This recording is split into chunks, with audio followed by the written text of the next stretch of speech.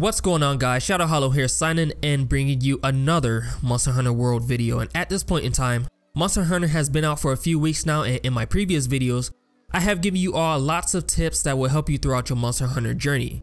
In this video, I just wanted to put together a list of a few things that I believe could have been overlooked by a lot of players simply because they didn't seem important at first, or whatever the case may be.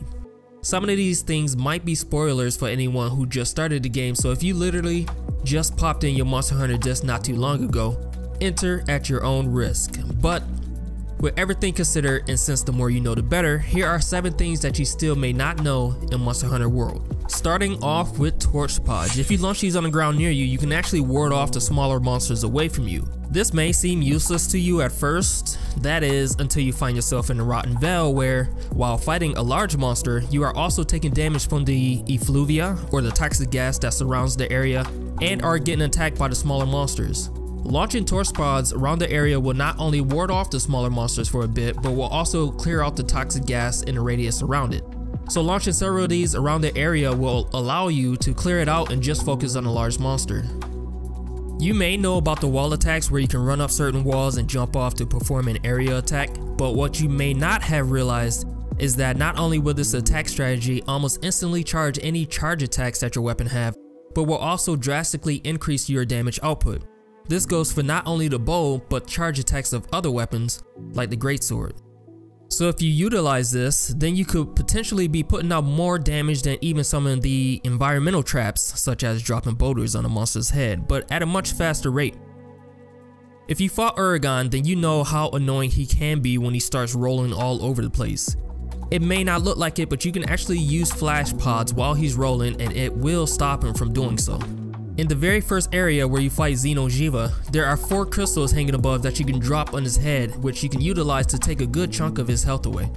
Before you leave to fight him, make sure you pick up the stones for your slinger in the stone pile at the camp if you're not using a ranged weapon. Then just use these stones to break down the crystals. Now you have until he moves to the next area to utilize this, so be sure to do this before he moves. Did you know that you can stack fertilizer effects in the Botanical Research Center? After you use a fertilizer and have completed a quest, you can come back and add an additional effect to your cultivation. This is useful since after you have added the fertilizer needed to increase the number of items that you will harvest after the required time has passed, you can also add an ancient catalyst fertilizer to speed up the cultivation and the soft soil to extend the durations of these fertilizer effects.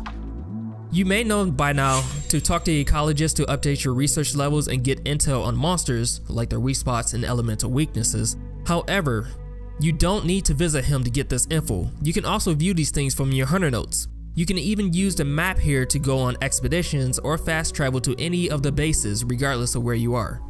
And that brings me to the end of this video. Now if anyone is interested, I have completed a decoration list on my website that you can utilize if you so choose to. It has all the decorations, all the descriptions, the rarities, and at the bottom, the information for the drop rates for the decorations came out, and a lot of people in the community has made charts and graphs and stuff, so you can view those at the bottom. It just basically shows the drop rates of the gems and then the best farming methods for you to go and get that gem if you're looking for it, so you can definitely go there and view that if you so choose to. The website is at www.hollowpeakgaming.com. If you enjoyed this video, then a like would be super appreciated. Be sure to comment down below if you have any questions. Be sure to subscribe if you have not already for more videos that I have coming along the way. Make sure you hit the notification button to get notified for whenever I post.